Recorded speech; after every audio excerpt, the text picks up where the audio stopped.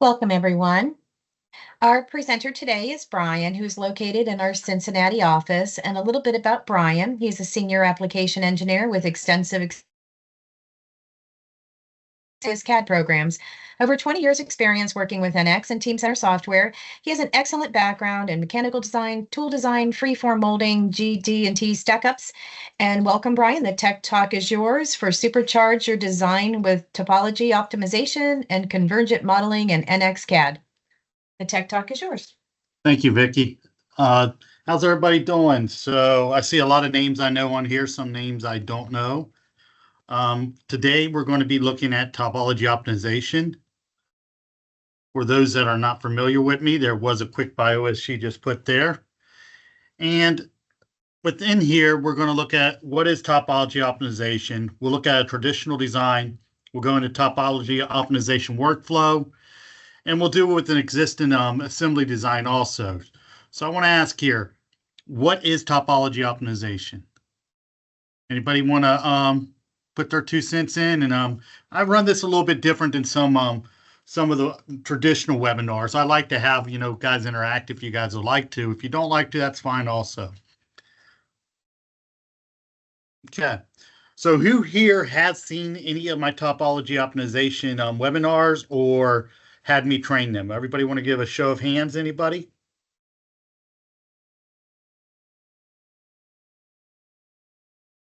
All right, we're going to have a quiet one today. That's fine. So in the past, I have given some topology optimization webinars. I've gone in there and I've actually trained it in some of your guys' facilities. And I did do one a few years ago. However, what I want to point out is we do have a Prolim YouTube channel that you can quickly go and find this information also. For example, right here, if we go to our playlist, right here we have our Tech Talks. You can look at the full playlist here and it gives you information there. However, if I go back to home, you can do a search also, because in the past we had what we call lunch and learns and such. And those old videos are still there. So for example, in this one, I go to my search and go into NX Topology. And you can see here, I did one 4 years ago, but I also recently did one about a year ago. Now this presentation I have will have some of the same slide decks, so you will see some of the same models here. However, I don't want to bore you guys and keep doing the same models. So I do have a different model that I will be doing also. If you have not done so, go ahead and subscribe also. This will tell you when we upload new videos. We have a new Tech Talk once a month for the CAD side, for the CAM side, for Solid Edge and such. So what is topology optimization? What is it used for? Well, it's really used to be used for more or less the additive side, 3D printing and stuff. However, we have added some shape constraints, which I will show, that allow you to actually use this with the 3-axis and 5-axis also now.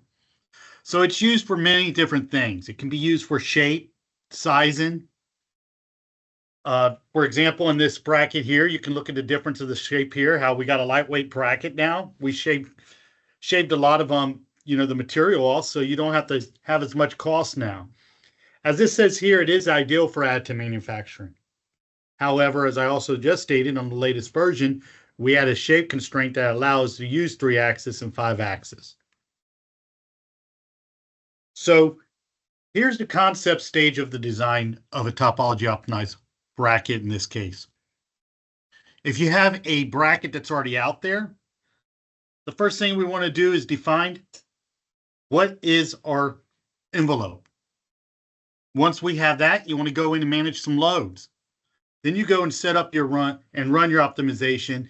And then there are some validation tools that we can use in there. We'll be doing this throughout this whole process. So for anybody, like I said, that has seen my presentations, this should look familiar to you. I like to show this because I think it really shows how easy it is to use topology optimization. So inside here, you can see I have my design space. I have some construction bodies. And this is very simple modeling. This ain't complex modeling. These are just blocks and cylinders. Within here, we have our topology optimization. Now, we have had an update to this. This update was in 2206 a few years ago. And this update now gives us the ability to get this through tokens also. If you're not familiar with tokens, we can talk about that later if you guys are not familiar with it.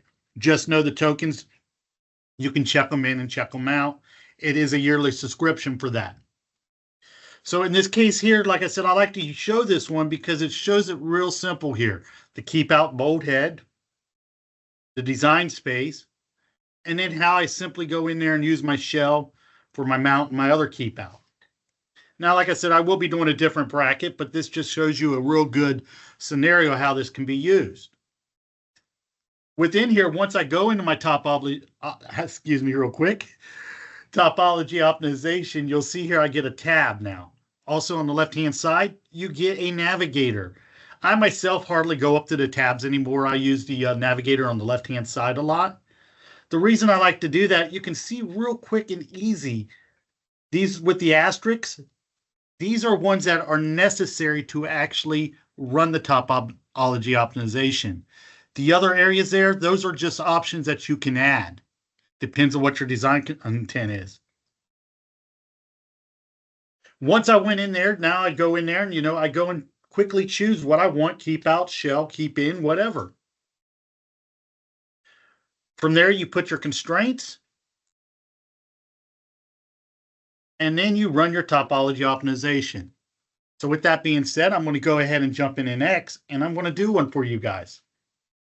Now, I have a lot of this already set up, but these are simple models. And I've already run the topology optimization because truthfully, it does take a few minutes to run it. Sometimes 5 minutes, sometimes 10 minutes.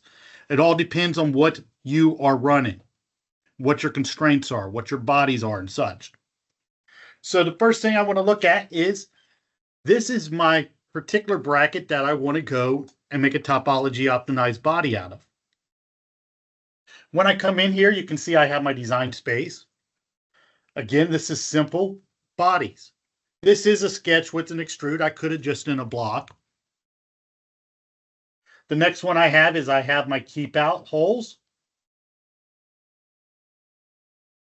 You see my holes right here. These are nothing more than a cylinder. However, by the way, the hole command, you can use that hole command and get solids.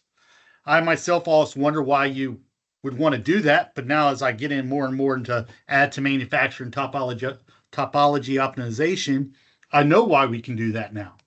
So here down here, I go and put my hole. Notice down here, I have it on none. It says subtract. And if I said, okay, I could use that in my topology optimization study. But for this particular one, I just use cylinders. If we keep going down here, I have my ones that I want to use for a shell. And then I have another keep out block. And this one here, I have several keep out blocks. I have a keep out for here. I have a keep out for this area. And this one here, I have two of them. I did mirror it over. I didn't need to because there is a shape constraint that I could actually make this symmetric if I want it. But for this particular one, it was only one block and mirrored real quick. So I said, okay.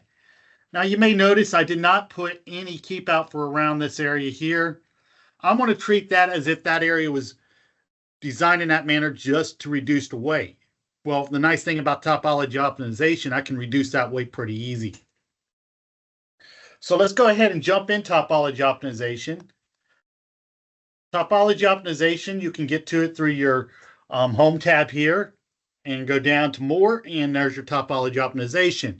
Once you do that, I'll go ahead and do it real quick just to show you when it puts us into this. You'll see the first thing it asks me to do is create a study, linear study or natural frequency. I also have max stiffness, minimize mass, volume, and so on. Each one of these will have different pull downs depending on what you select. Then we have here where we can go and actually decide how coarse or how fine we want our voxel shape. If we have any questions, guys, what do we do? Anybody that knows me, my favorite key, F1 key. F1 key comes in and brings you information. and gives you information on those particular areas. So again, that self-help is a nice little thing that you can quickly go to and get to. I'm going to go and finish this one and get out of this one because I've already gone in and created one, and I just want to go in, and we're going to go in here and double click on this, and you're going to see we have ourselves two studies. I have one called 5-axis, and I have one called clone, and the clone here is just a clone of the 5-axis with the shape constraint removed. Inside here, you can see that area that I talked about right here that I did not put the keep out. I could have put it there, but I didn't. But let's go walk through this and see the steps of how I got to this particular shape. Inside here, if I would have went in and created a new study, let me just go create one real quick. This is the areas I talked about where you would have to go in and actually hit those areas, or it won't let you hit OK to go and do the study. So those are required areas. So those are the areas that I concentrated on at first when I did my 5-axis. So when I went in here under my design space, I have my body here. Now, when you enter your body space here and you go and select your body, you have the option to change the material. You can assign the material prior, and it will recognize it. Or you can always come in here and assign it afterwards. So if I wanted to change this material, I can simply go to my library and change it to any of these materials here. There may be a case where you want to do a clone and use a different material to see your results. So once I have that, I'm going to go and collapse a few of these real quick. We then would have our construction bodies. I'm going to go ahead and hide that, and we'll go and look at our construction bodies real quick. So these are all my construction bodies. When I go and do a construction body, I have the option to group it or separate. If I know I want them to all be keep out or all the same size shell, oftentimes you will group them. So the first one I did is I did a group here, and these were a keep out for the side. Let me go ahead and remove my optimize and just show that original body again so you can see what we got going on here. And these were just the keep out that I put for these particular ones. All I did is go in, select my two bodies, and tell it to be keep out. Now we have added another additional option here.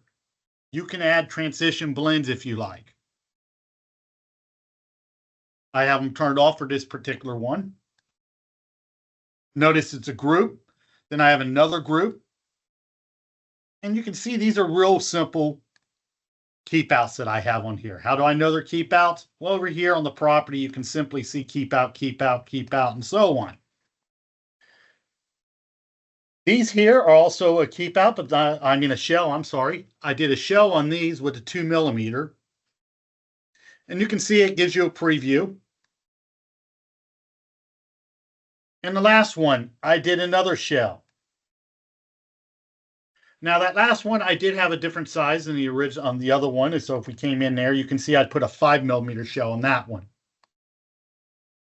Once I had them done, I then can come in here and put shape constraint. Now this is not a required step, but it is an option that you can use.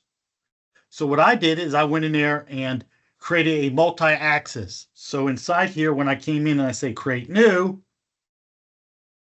you can see these are the many different ones that we can select. As I talked about, I can make it symmetrical. And down here, what I did is I did do the multi-axis tooling. When I did that tooling, you have an option 3-axis, 5-axis, and then your tool diameter and your tool length. This is a new option that we just added. So I went in and I went and added that shape constraint there. Then we have our optimized constraints. You can see I put a max stress limit on this one. And then we have our analysis. If we look at analysis constraints, when I come in here and say analysis constraints, I have these particular ones here that I can use. Again, if we're not familiar what these are, simply hit your F1 or hit your help here, and you will get information that will help you guide you through this. In this particular one, I went and I fixed these locations. Let me go ahead and show my load constraints here so you guys can see. You can see these here. My load constraints are fixed. I'm going to go ahead and hide that for a second for you guys. And all these is I did go in and I had to select these bodies here for my constraints. So once you add these bodies in your design constraints, you can go and select them. If you don't have them added anywhere in your study, you won't be able to select them. If we look at our analysis loads, I have a bearing load and I have a torque load. Again, all I did is I had to come in and actually select the body here. In this case, it was that cylinder. And once I had all that done, I came in here and all I did is optimize my body. Notice right now I didn't change nothing. So since I didn't change nothing, it's just going to give me the body I already have, which is my optimized body here. Now let's go look at the second study. The second study, all I had to do to get that one is select this, right click and say clone. Once I clone it, it will clone this particular study. At that time, what I did in this case, I did one simple thing. In my design space here, you'll see that there's no shape constraint. All I did is went and removed the shape constraint. Because of that, I get myself this body here. This is optimized for if we were like doing some 3D printing.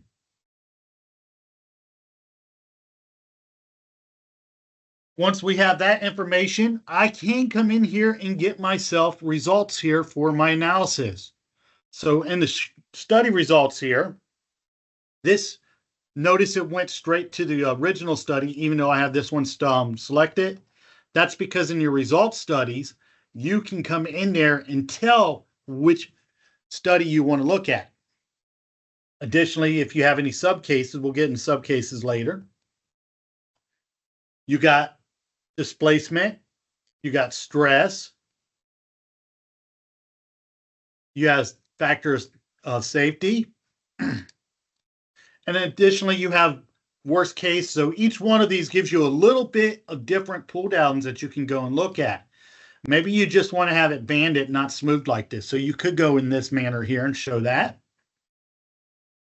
So you have some options that you can come in and select it.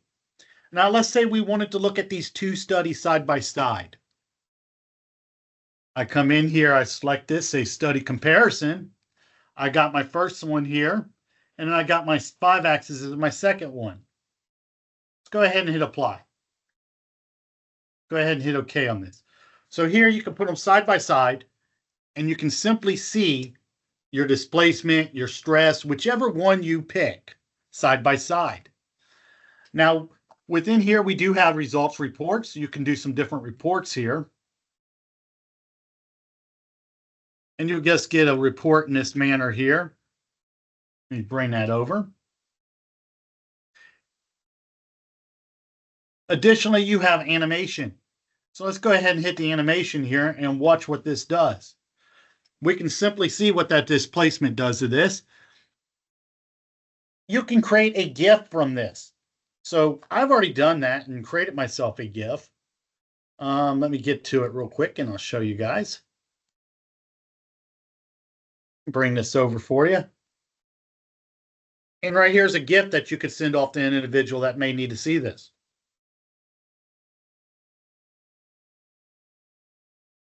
You have view graph. You can do different graphs on this. So if you come in here and look at your graphs here,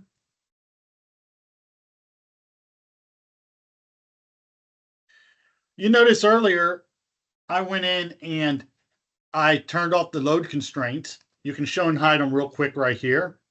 Now, the nice thing here, we also added foreground processing or background processing.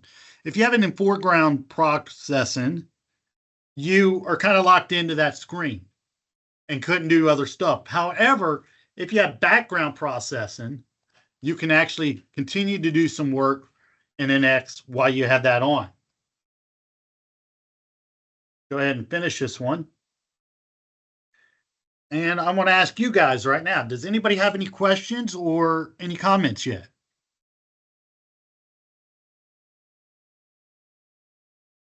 One moment, Brian. Let me get everyone off mute. So give me just a second.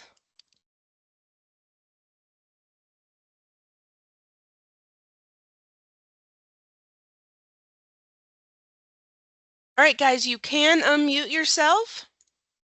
If you have a question, feel free. You can also enter any kind of questions or comments into the chat.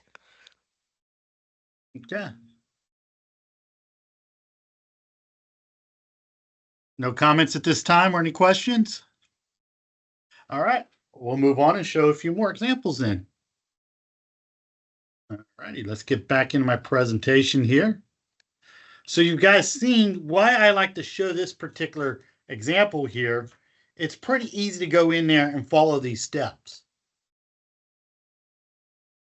Now let's say, however, we had an example where we wanted to go in and take an assembly and do topology optimization on it. Again, anybody that's seen my older presentation, this should look familiar to you. And the reason I want to show this one is because this one here, this particular one, was done in the older version of topology optimization. Notice here how this looks a little bit different. So if you're in an older version of NX, you don't have the updated version of this particular one, which is an upgrade. You'll see a little bit different scenarios here where, however, the process is still pretty much the same process. The results will vary a little bit. As you can see here, you got keep out, keep in, shell, and so on. The end result of that is this particular one here. You can also see this up here is a little bit different also. So if you're in 2007, I believe, you will still see this particular topology optimization. However, our upgrade came in 2206, and that's the one where we can also use it with the tokens. Now, I'm going to show a different body for this particular assembly.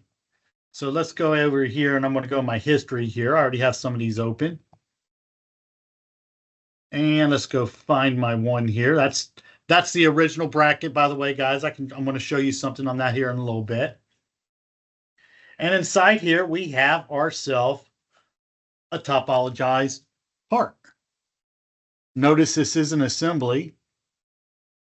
I went and I did some wave geometry here, and you can see here, I went and labeled these piston, design space, and so on.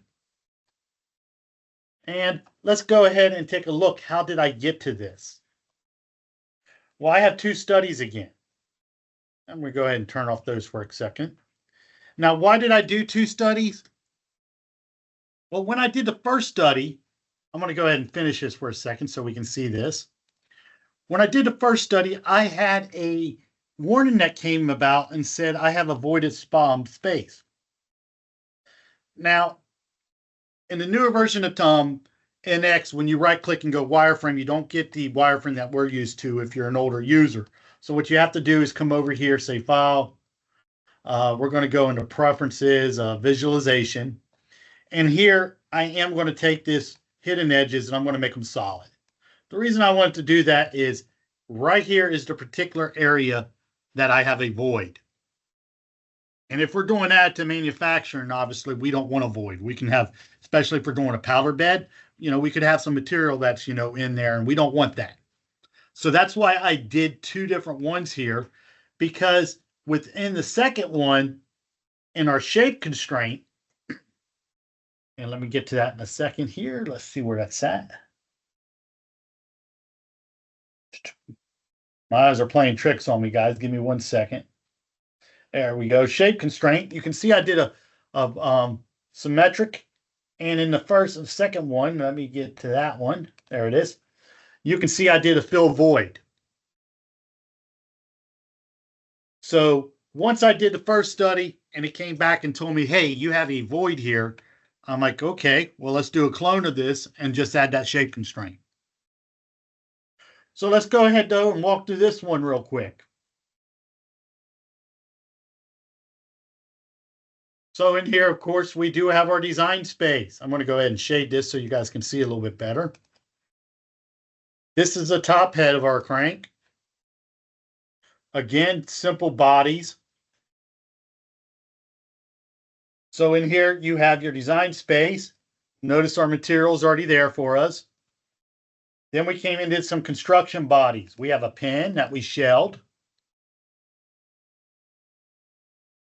We have a crank that we shelled. And then we did 2 shells for our particular bolt areas. We then came in and we did an optimized target weight. So we took it down to 0.185 kilograms versus 0.3458 kilograms. Once I had that, I came in and I did my second portion of my design. Remember, this is an assembly. It ain't one body. So we're taking an assembly and making it into that one body. Or we can even still have it where it's 2 bodies, 3 bodies. Depends on how you want to work.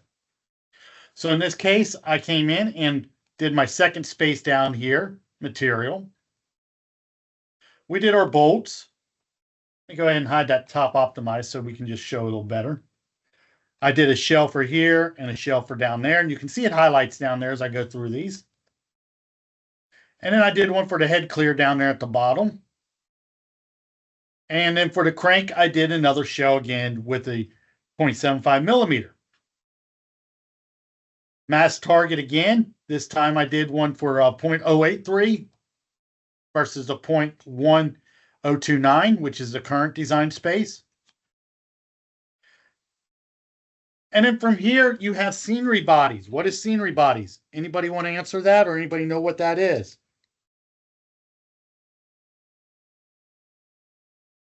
No, but we do have a question, Brian.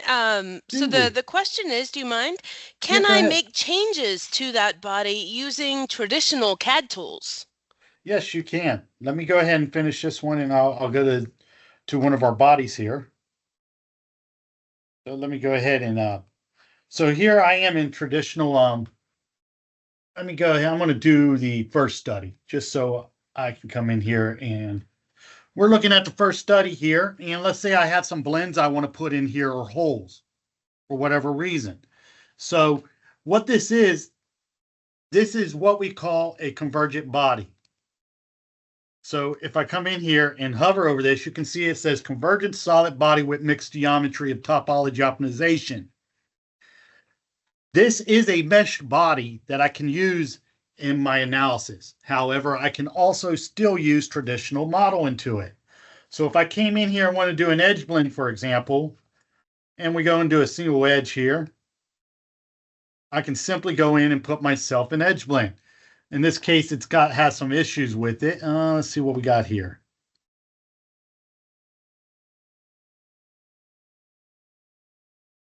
Okay, I would have to look into that one, but either way, let me go to another edge blend.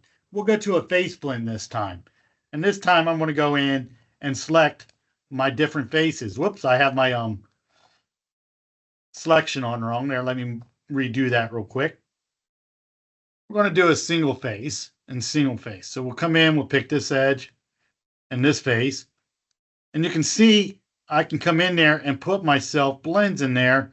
And this time when I go in there, it is giving me a problem. I'm doing something wrong. I apologize. I just did this. So this is on me, not the software. I am selecting something incorrectly in this case. Let me go one more time. And let's go. It was a size. So I was putting too big of a size. A rookie error there. Sorry about that. So you see, I was able to go in there and put that in there. And let's do one more blend here. This time, let's go do another blend. I'm going to do this particular face here. And we'll go ahead and okay that. And you see that it accepted that. I'm sure this first one here was my doings also. I'm sure I was putting too big of a blend. Maybe we want to do a hole. Maybe somebody come back and, we need to add a hole somewhere. So I come in here, select this, put this to subtraction, and you can see we can simply put ourselves a hole in there. So you can have a mixed bag of traditional modeling along with your topology optimized body. So you can see here, it does add to our tree over here, and I can simply go in there and make those changes. Now let's get back to what I was showing though, but thank you for the question. As I go back in here, you've seen that we were just going in and simply going in and selecting what we needed. And the last question I asked everybody is if anybody knew what a scenery body was. All right, so a scenery body, let me go ahead and hide some of this stuff real quick. But a scenery body is nothing more than a body that we want to include in our study, and we want it to be part of the study, but we don't want changes to it. So it's not going to optimize those bodies, but those bodies can be used to put stress or any other type of constraint we want. So in this case, I got a pin that I'm going to use, and then I got the piston head that I want to use. Those can be used to add different analysis. Now you will have to connect these. So for example, on this one, I'm going to do a face-to-face piston to the rim. Let me turn some of these designs on so you can see that. And let me turn on my scenery bodies real quick. I'm sorry. So in here, you can see this one is piston the rim on pin. It should say, not rim. That's my bad. I fat fingered something. So you got your piston to your pin there, face to face. We got the pin to the connecting rod, and then the connecting rod to our gap down here, that cap we're going to have down here. Now inside here, I also put a fixed constraint on that particular part right there, our crank. Then from here, I came down and did an analysis node. And also I want you to point out there is an environmental load you can add to this. What is an environmental load? I can apply gravity to it if I choose to. So down here, I went in there and I did do some forces.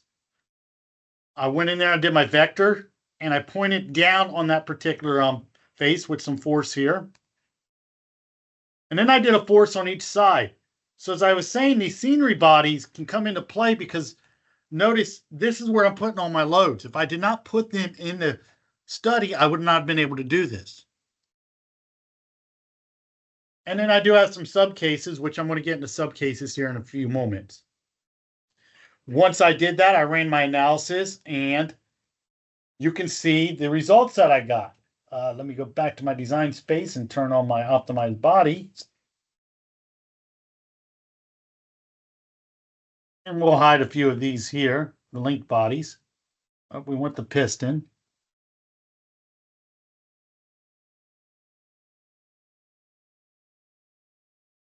And you can see right there, that's my final result on that one. However, as I said, when I ran it, it went through. I've got the this particular let me get back to this area. When it ran through this here, now imagine it's the other, assembly in this case. Once it was done, it came up and it gave me a warning that there was a void. At that time, I knew I don't want a void because, like I said, this is being, done with additive manufacturing. Also, you may notice it's not symmetric. This particular one is not symmetric. See the differences on these. So I was like, well, dang, I want it to be symmetric also. So I went back in here into my study, and I cloned it. And when I cloned it this time, I went in and added 2 shape constraints. So let me get to the shape constraints here. Let me collapse these and turn on this body. And down here in my shape constraints, you notice that's where I put my fill void. And I put a symmetry in there. I had a plane right down the middle. All I have to do is pick that plane and tell my design, I want this to be symmetrical. At that time, I was able to get this shape here, which is a better shape of what I wanted. and it also went in and filled in that void. Again, we can simply go in here though and look at these results again just by doing a study. Also, we have our subcase 1. I'm not subcase, clone 1 and clone 2. And yes, I want to go in there and look at these. In this case, I accidentally did it on the same clone. So let's go ahead. There we go. And you'll see the different results. And then if we can do our animation again, and it will show us what's going on with this particular design.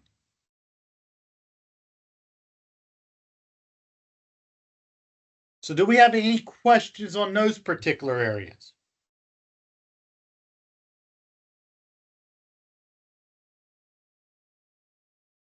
You can unmute yourself and speak if you want.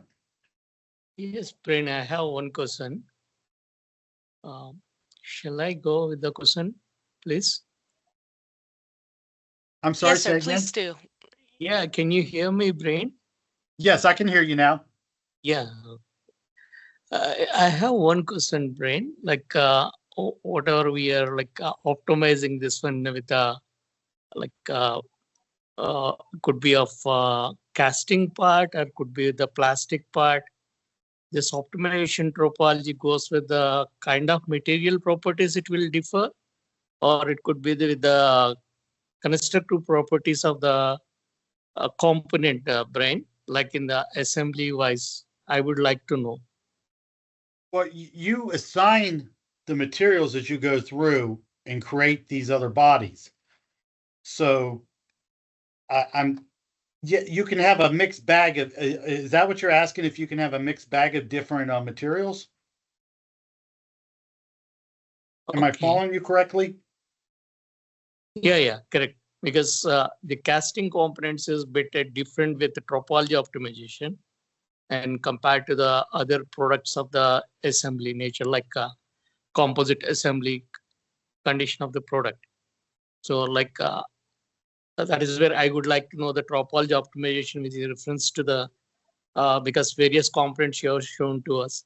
So the casting parts could be the different way of optimization in doing the design. And when compared with the plastic products or could be with the other products. This is what I would like to know. That is where I would like to ask you how the optimization will differ with the material sciences, like material process with the properties and all. So, well, if you look here, I have 2 design spaces. Okay. So if you have multiple different, so if you want this body down here to be a different material than this one, all you do is inside this design space here, notice there's a material here also. I can change that material to this one just by coming over here and selecting my library. And let's just say, for example, I want this one to be still down here at the bottom for whatever reason. I come in here and you can see I now have one that's a steel material and one that's aluminum. Now I could go and run this optimization and it will recognize those 2 different materials and give us the optimized body for those particular ones. Yes, Bryan. Yeah. Am I following your question? Yeah, yes, Bryan. Really. Okay. I just wanted to make sure I was following your question.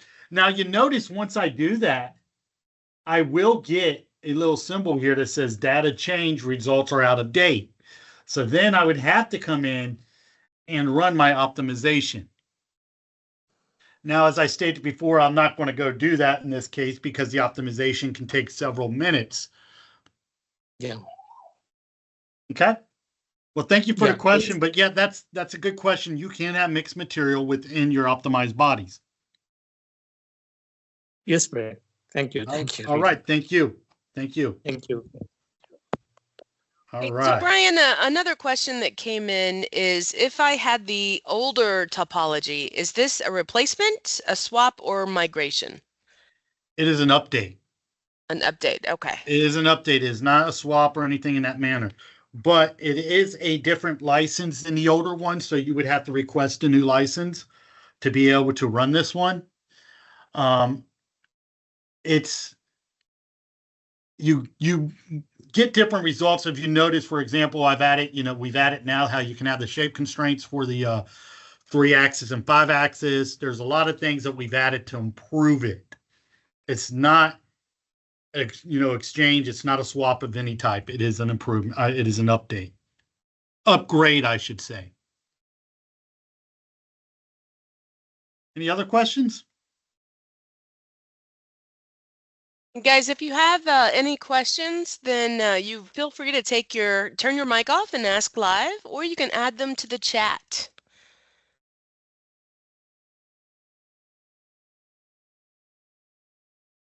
Okay, so Bryan, what kind of body does it produce? Or maybe you're going to answer that. Well, yeah, I actually already answered that. It is a when you look at your topologized body here, it is a convergent. Well, let me go ahead and select my filter here to body just to show you. It is a convergent body. So if anybody's familiar with convergent bodies, it is a facet body, a mesh body. However, it's a mesh body that, like I was saying, can be used with traditional modeling along with the FEA. All right. So here you guys can see, this is the one, if anybody's seen my older presentations, this is a topologized body that I created for that particular bracket. Now, I have a junior engineer here with me right now. And when we were working on this earlier, I was showing him topology optimization, and he kept on getting some funky results that was showing up like this. Anybody want to take a guess why that was doing that?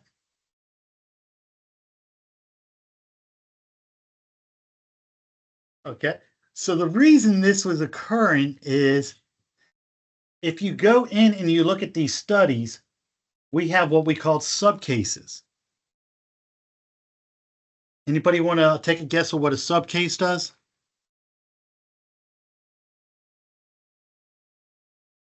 All right.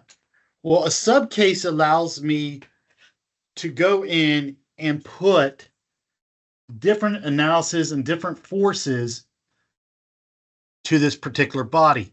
So at times, maybe this bracket is taking a force in one direction, but at other times, it's taken in the opposite direction. So for example, right here, we have our subcases right here. And what this allows me to do is, you can see I have force 1 and 2 for this, and force 3 and 4 for that. And in the constraints, we have the same constraints. So what are those forces? Where do those forces come from? Let's go ahead and show constraint on my forces here. In this particular one, the force is in the direction that you see here, which is the positive Z. And in this one here, the forces are in the negative Z. So when this individual was doing his body, we didn't have any subcases there. So it was like putting forces in the negative and positive at the same time. Think of them like kind of a, let's say you're doing tug of war, and there's a spot right in the middle of the rope, and you're doing the same force on each side, each team is. You're not moving nowhere, right? That's why you would get this particular design. Where, as in this one, you end up with this particular look because it's running two subcases. It's running one case in this direction and one case in that direction. So this is a mathematical equation that creates this. So you have to watch. It is very sensitive in that manner. Just think of it like if you were doing a mathematical equation and you put a 2 when you meant to put a 3, you fat fingered it. Your end results are going to be different. So if you're not getting something that you think looks correct, such as this compared to this, chances are there's something within one of those analysis that you put in there, one of them forces or loads or constraints that you may have to have a subcase on. Thank you, everybody. And Thanks for your time. Hope everybody enjoyed it and learned something.